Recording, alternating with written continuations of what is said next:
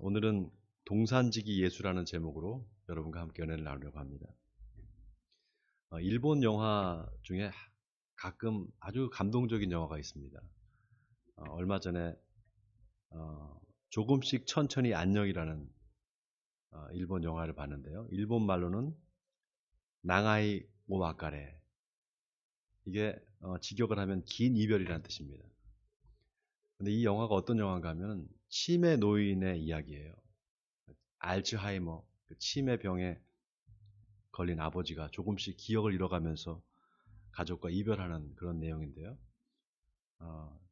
좀 이게 슬픈 영화입니다. 영화에서 이 아버지가 점점 이 알츠하이머 병이 심해지면서 딸 둘이 있는데 그 딸 둘을 못 알아봅니다. 그리고 자기 부인도 못 알아보고요.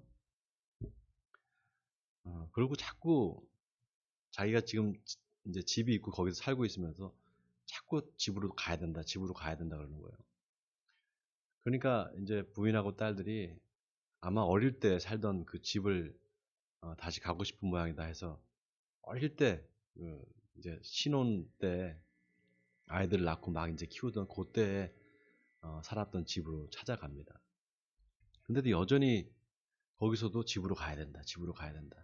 그 대사가 계속 나옵니다. 그 영화에서 가장 인상 깊었던 장면이요. 나중에 치매가 점점 심해지면서 이 아버지가 집을 나가게 돼요.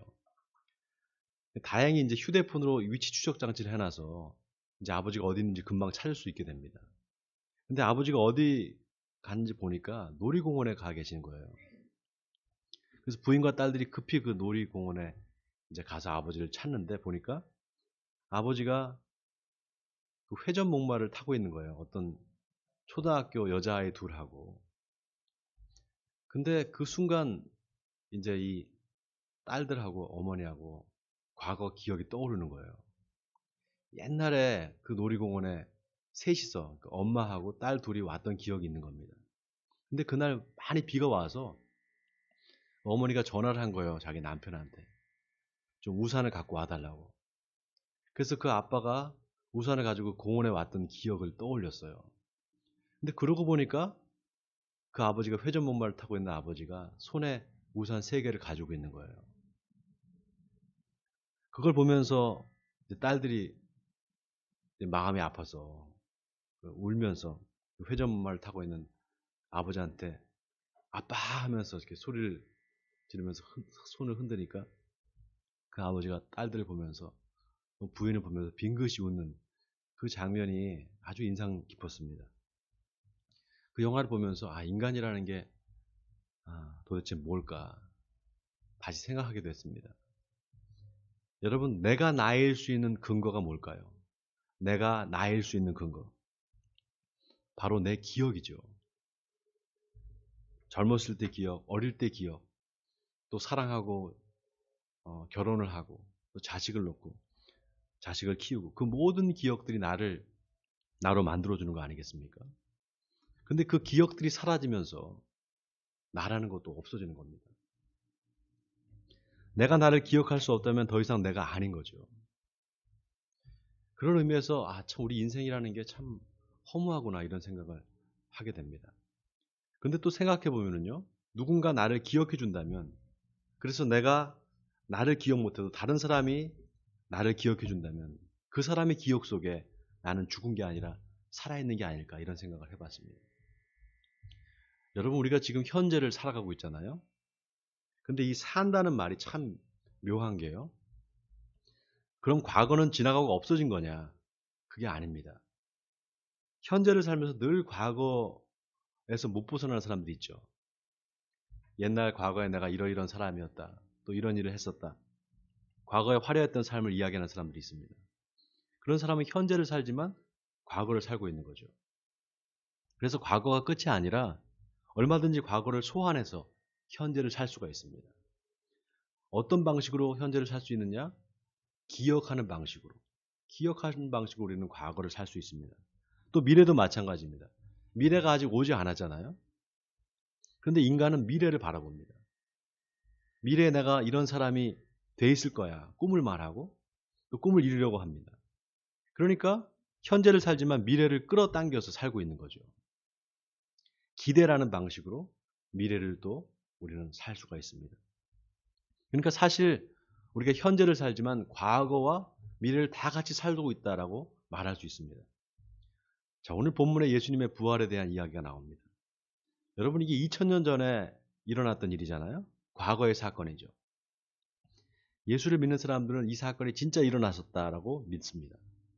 예수를 믿지 않은 사람들은 그게 어떻게 가능하냐, 말도 안 된다, 어떻게 죽었던 사람이 다시 살아나냐, 말도 안 된다 그러고 안 믿습니다. 자, 그러면은 우리가 예수 그리스도가 2000년 전에 십자가에서 돌아가셨다가 다시 살아났다는 걸 우리가 이걸 믿는데, 자, 그러면은 이 믿는다는 게 도대체 뭐냐, 우리가 한번 생각해 볼 필요가 있습니다. 첫째, 믿는다라고 할 때 무엇을 믿느냐, 그 대상이 누구냐라는 걸 우리가 물어볼 수 있습니다. 둘째는 믿는다는 그 자체가 뭐냐는 겁니다. 믿는다는 거. 첫 번째 질문은 믿음의 대상에 대한 질문이죠. 두 번째는 믿음의 본질에 대한 질문입니다. 기독교에는 예수를 믿는다고 말하죠. 우리의 믿는 대상은 예수 그리스도입니다. 자, 그러면 예수 믿는다는 게 뭐냐라고 물어볼 때 뭐라고 우리가 답을 할 수 있을까요?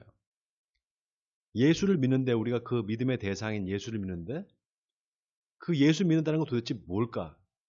이렇게 한번 우리가 스스로한테 한번 물어본다면 뭐라고 답을 할 수 있을까요?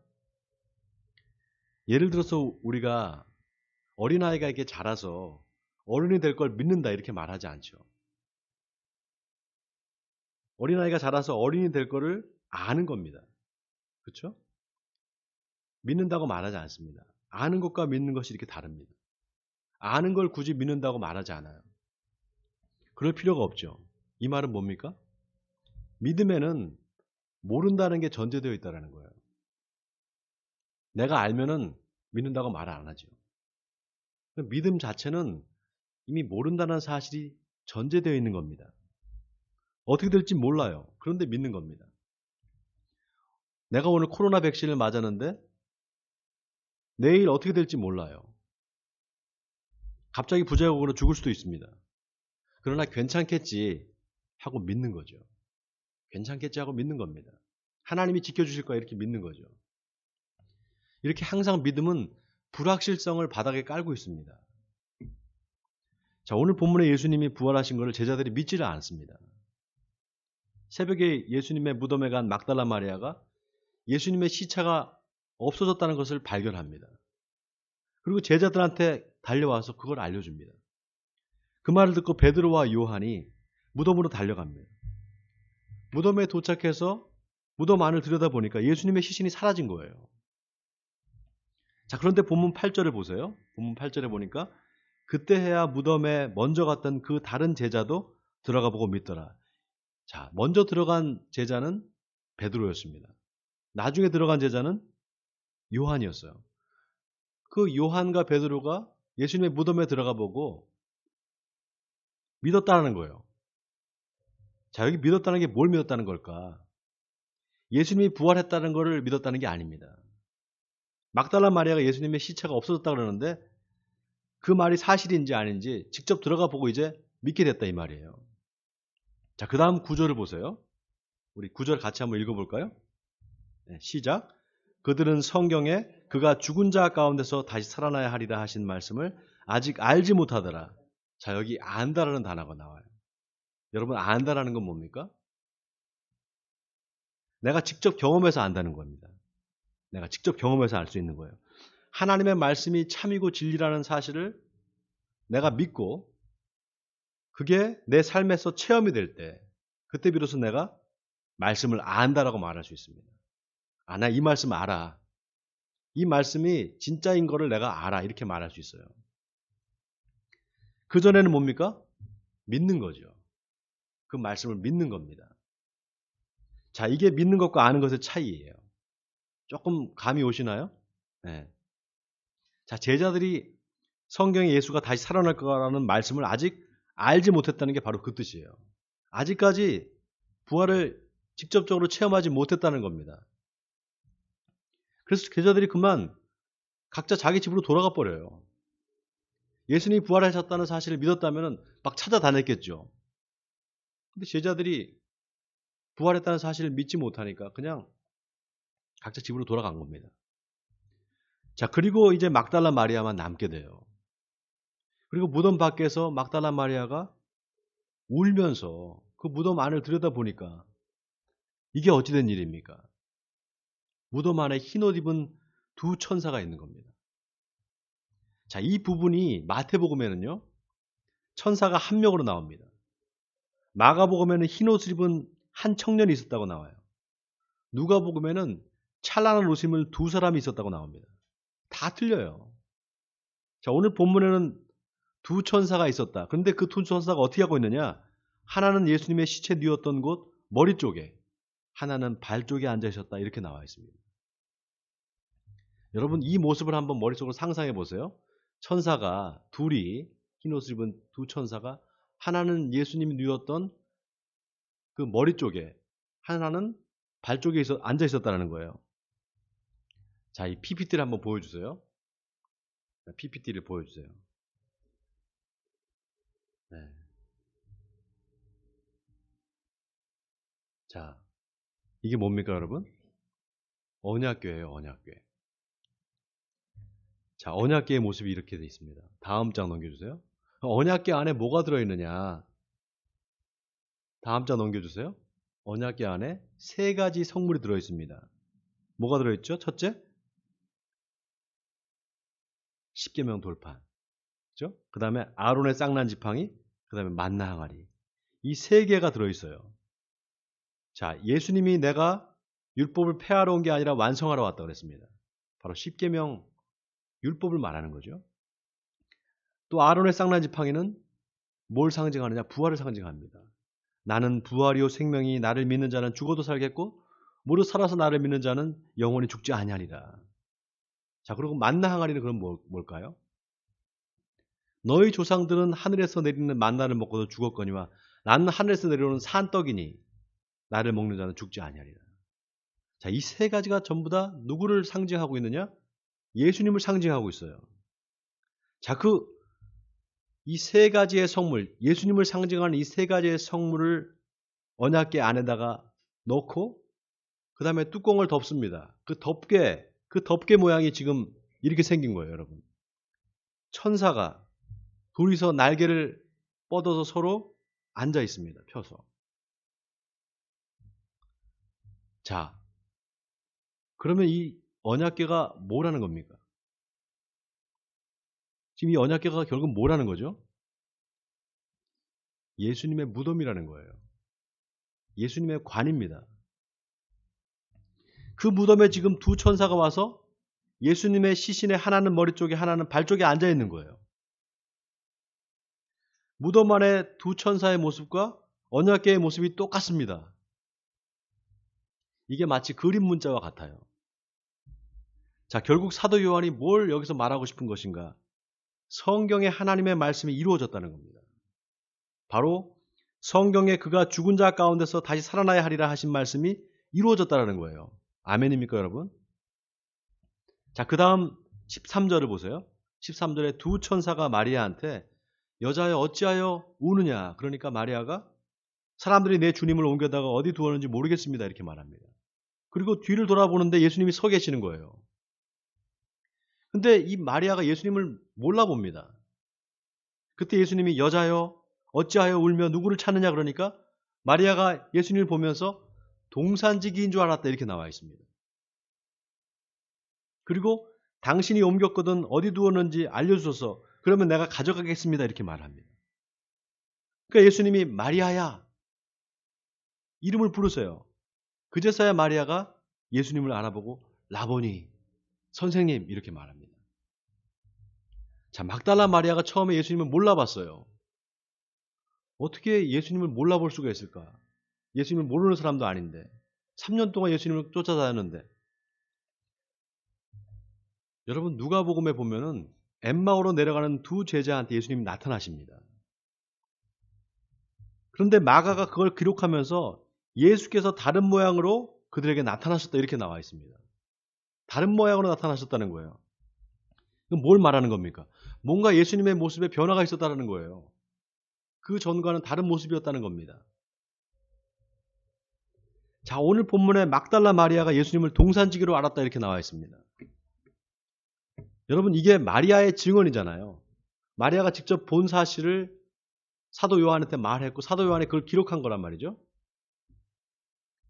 그런데 이게 마치 사도 요한이 그 자리에 직접 자기가 있었던 것처럼 생생하게 예수님과 마리아의 대화를 직접 화법으로 기록을 했어요.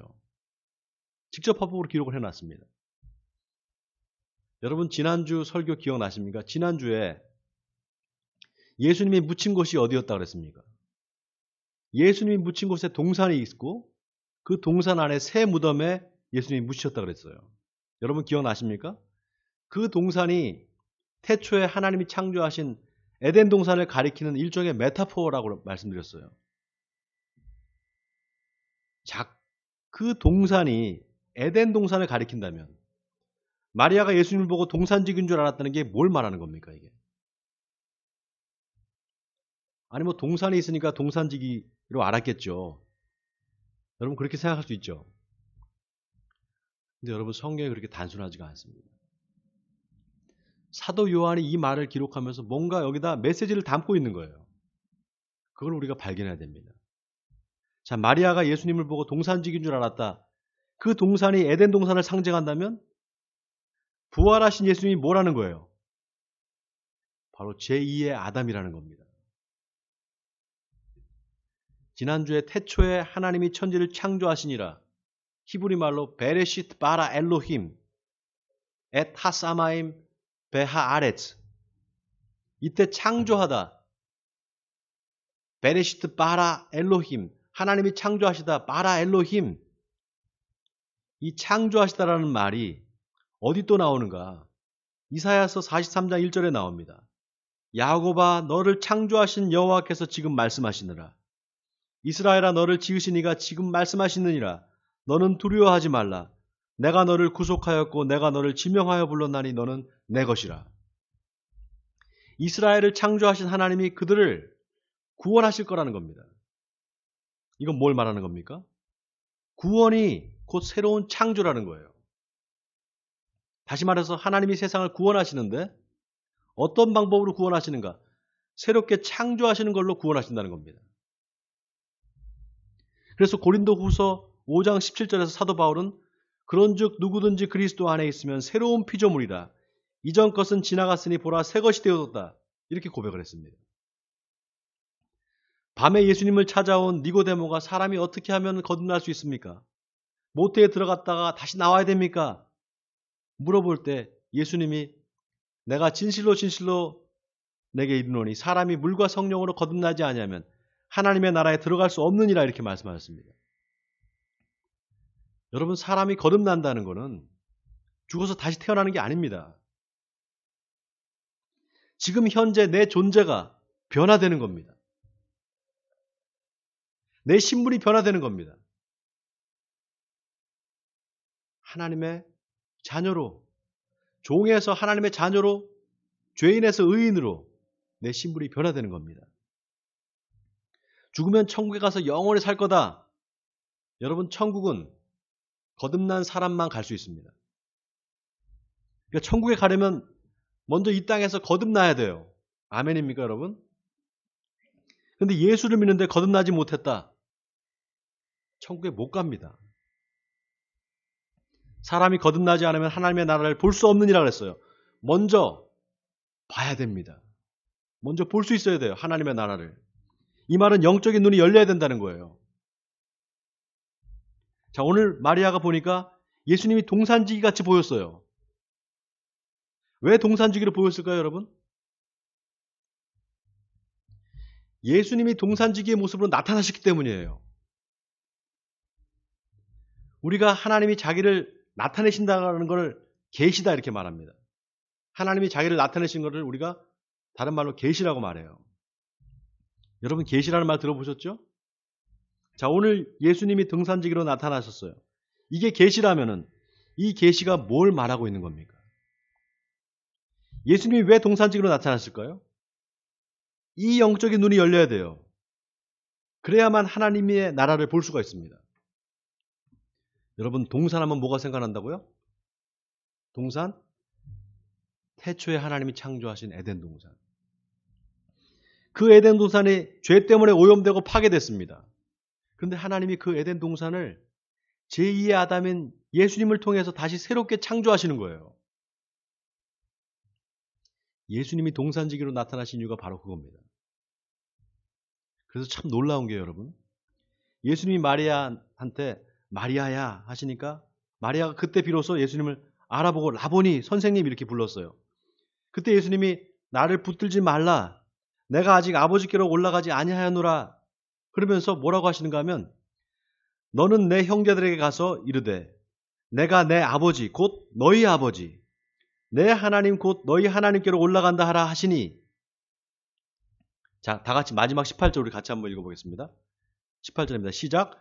막달라 마리아가 가서 제자들에게 내가 주를 보았다 하고 또 주께서 자기에게 이렇게 말씀하셨다 이르니라. 자, 여기 내가 내 아버지 곧 너희 아버지 하나님 곧 너희 하나님, 여기 밑줄 치세요. 여러분 밑줄 치세요. 빨간 줄로 밑줄 치시기 바랍니다. 자, 이 말이 뭡니까? 이제 내 하나님 아버지가 이제 너희 하나님 아버지가 됐다라는 거예요. 아멘입니까 여러분? 여러분, 이게 참 중요합니다. 제가 앞에서 믿음이라는 게 뭔지 생각해 봐야 된다 그랬죠? 첫째, 뭐를 믿느냐? 그 대상이 누구냐? 이게 첫 번째 물음이라고 그랬습니다. 둘째는 뭡니까? 믿는다는 게 뭐냐? 본질에 대한 물음이라고 그랬죠? 여러분, 우리가 믿는 대상 누굽니까? 예수 그리스도예요. 자, 그럼 예수를 믿는다는 건 뭡니까? 바로 오늘 본문 17절에 그 답이 있어요. 이제 예수님의 하나님이 나의 하나님이 됐다는 거예요. 예수님의 아버지가 내 아버지가 됐다는 겁니까? 됐다는 겁니다. 이 말은 뭡니까? 나와 하나님 사이에 이제 친밀한 관계가 이루어졌다는 거예요. 오늘 사도 요한이 예수님의 부활을 증언하면서 우리에게 전하고 싶은 메시지가 바로 이겁니다. 믿음이라는 게 뭐냐? 내가 뭘 믿느냐? 대상은 예수 그리스도입니다. 그럼 내가 예수를 믿는다는 건 뭐냐? 바로 하나님이 나의 하나님이 되고 나의 아버지가 되었다는 겁니다. 내가 그 아들이 되었다는 거예요. 내가 그 자녀가 되었다는 겁니다. 지난주에 제 친구, 여러분 아시죠? 우리 교회에 나오는 그 산부인과 의사. 제 친구가 아주 독실한 불교 신자예요. 아직까지 예수님을 영접을 하진 못했습니다. 근데 이제 와서 설교를 듣잖아요. 그 친구가 저하고 같이 등산을 가서 저한테 하고 싶은 이야기가 있대요. 범서야, 그러면서 결국 기독교가 말하는 믿음이라는 게 어떤 인격적인 신이 있는 거고 그 신한테 뭐 도와달라고 이렇게 비는 건데, 야, 그러면 자꾸 그 도와달라고 그러면은 그거 자꾸 의존적이 되지 않느냐. 사람이 자기 스스로 뭘 이렇게 자립을 해야 되는데 자꾸 뭘 이렇게 도와달라고 하는 게 이게 결국 사람을 더 약하게 만드는 게 아니냐. 그러면 자기가 참 이걸 받아들이기가 힘들다라는 거예요. 그 말을 들으면서 잠시 생각을 하게 됐어요. 여러분, 기독교가 그런 면이 있습니다. 우리 기독교가 그런 면이 있어요. 근데 그 하나님이 누구냐라는 게 중요합니다. 내가 도움을 요청하고 도와달라고 비는 그 하나님이 누구냐라는 게 중요해요. 하나님이 있다 없다 오히려 그게 중요하지가 않습니다. 있으면 뭐 할 건데요? 우주를 창조하신 하나님이 있다. 근데 그 하나님이 나와 아무런 상관이 없다면 그 하나님이 있으면 뭐 합니까? 있으나 없으나죠. 하나님이 있다면 그 하나님과 내가 무슨 상관이냐? 이게 더 중요해요. 바로 동산지기로 나타나신 예수님이 그걸 보여주는 겁니다. 내가 내 아버지한테 가는데 이제 내 아버지가 너희 아버지고 내 하나님이 너희 하나님이다. 그러니까 이제 뭐든지 그 하나님 아버지께 구해보라는 겁니다. 이제 하나님이 너를 알고 나도 하나님을 알게 됐다. 그분이 누구냐? 바로 너를 창조하신 하나님이고 이제 너희 아버지라는 겁니다. 자, 그렇다면 그 아버지한테 자식이 뭐든지 달라고 하는 게 그게 부끄러운 일이 아닌 것입니다. 제 아들이 고3인데요. 어릴 때 얘하고 잘 제가 못 놀아줬어요. 일이 바쁘고. 그러니까 얘하고 저하고 그렇게 많은 대화를 하지 못했습니다. 잘할 때. 얘가 이제 고3인데 아빠한테 뭘 달라고 하질 않아요. 아빠 뭘 좀 해주세요. 아빠 뭘 좀, 뭐 용돈이라도 좀, 용돈 주세요. 뭐 이렇게 달라고 하질 않아요. 엄마한테 얘기하죠. 근데 어떨 때는 그게 섭섭할 때가 있어요. 아빠한테 부탁하면 들어줄 텐데. 왜 얘가 나한테는 부탁을 안 하지? 하나님도 똑같은 마음입니다. 사랑하는 성도 여러분. 하나님은 우리 아버지십니다. 여러분 이거 아멘입니까? 그 아버지 하나님께 뭐든지 구해 보십시오. 여러분 예수님이 우리한테 약속하신 게 있어요. 바로 성령을 주시겠다는 약속입니다. 이 약속은 예수님께서 직접 하셨고요.